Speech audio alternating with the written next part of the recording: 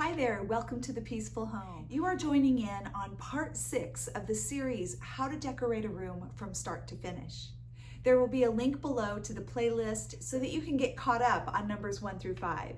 We recently covered the board and batten walls, the paint color, how to paint, and today we're going to talk about the best thrift find that I have found in a long time, and certainly the best one for this project, and how to hang curtains using a piece of cardboard.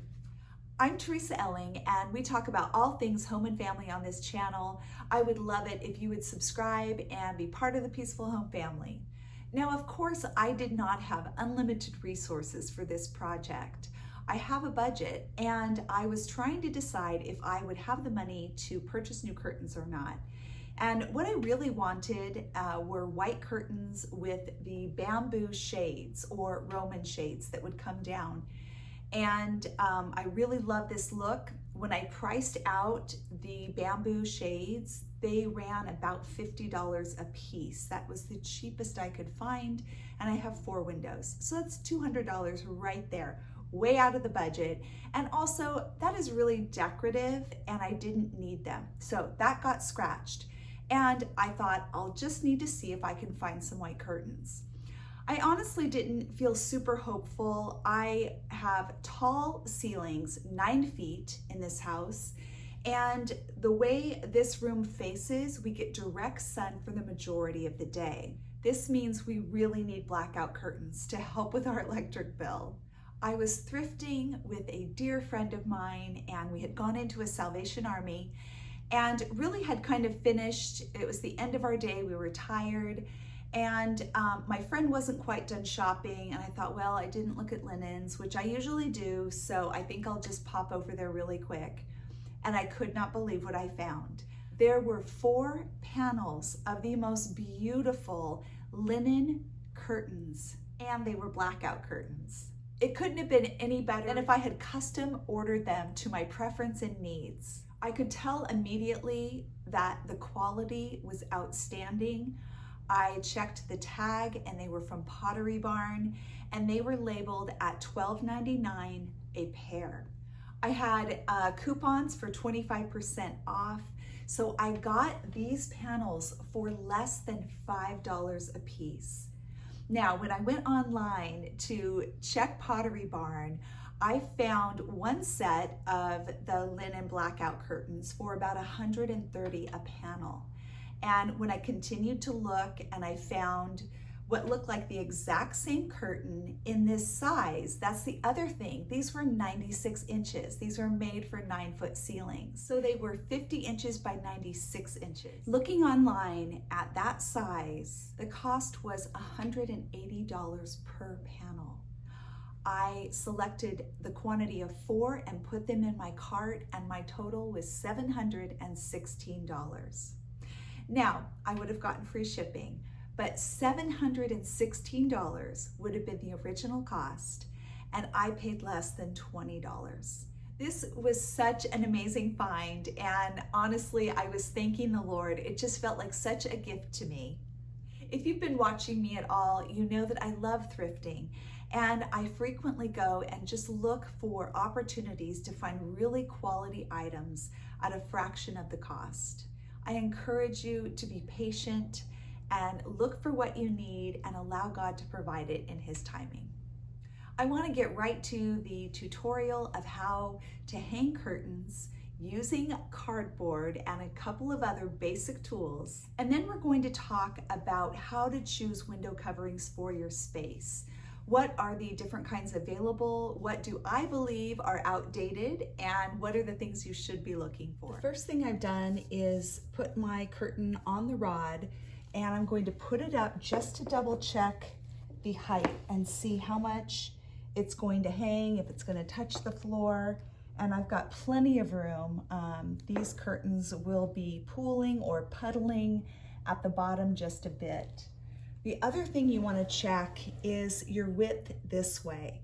The whole rod, as it covers the window, you want to check your curtain by stretching it out and making sure that when it's closed, it fully covers the window.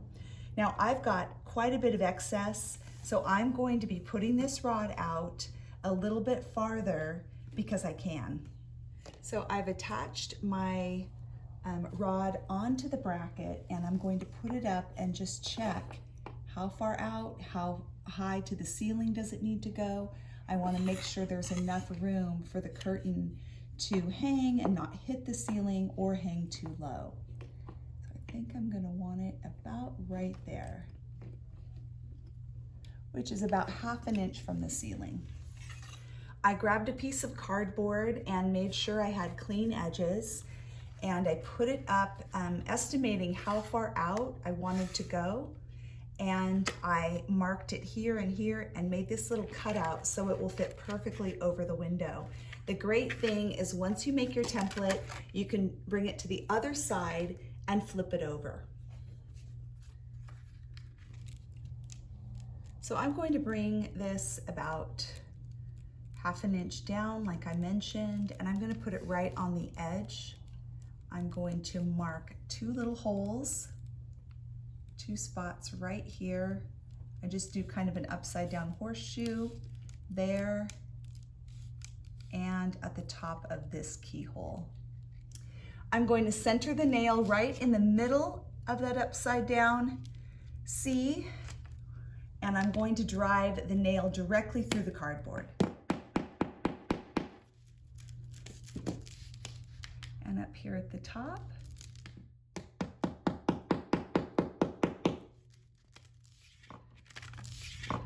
When I remove the cardboard, I've got my 2 holes ready to go. It helps to have a stud finder so you can see if you're going into a stud or if you're going directly into drywall. If you're going into drywall, you need to use the anchors, and I highly suggest the screw-in anchors that, in this case, they came with my curtain rods.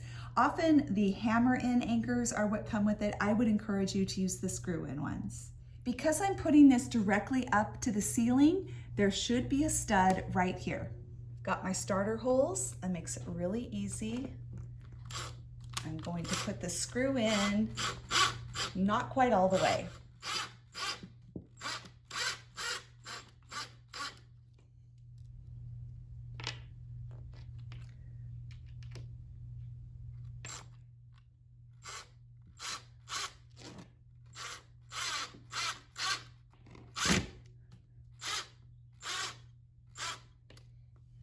Going to double check this, putting that over the large part of the keyhole and then bringing it down. Perfect sizing.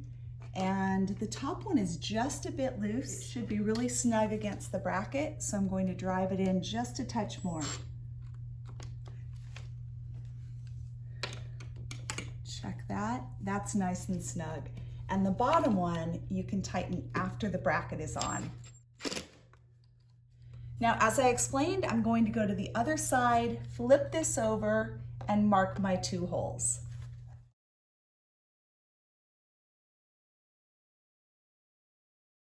Make sure that you unscrew this as far as possible to make it flush so that it's out of the way while you're putting the rod in. You can later use it to tighten that rod against the bracket.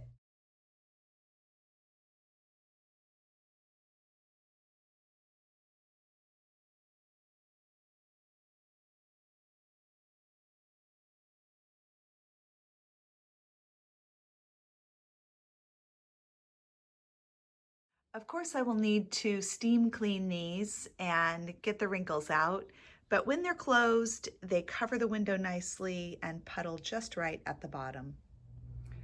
Opened, they don't block the whole window, and they have a really nice pooling at the bottom. This is a technique you can use in a corner if you have 90-degree angles. I have this kind of odd corner of walls that's kind of like a bay window. Not exactly. This house has a lot of weird angles. But what I did was I figured out how close could I put the brackets so that they would be fairly close together, bringing my curtain as far out from the window as possible, but without touching or overlapping. This curtain has the option of either having your rod go through the entire sleeve or using the tabs. Pushing the rod through the sleeve or the casing will give it a very gathered look. In contrast, going through the tabs gives it almost a little more of a tailored look, as if it had pleats.